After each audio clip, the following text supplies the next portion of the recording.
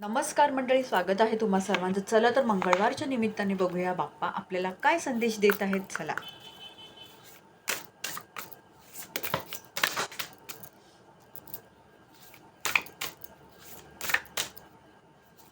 तर मंडळी, हा आला आहे कार्ड आणि कार्डवरती संदेश आहे.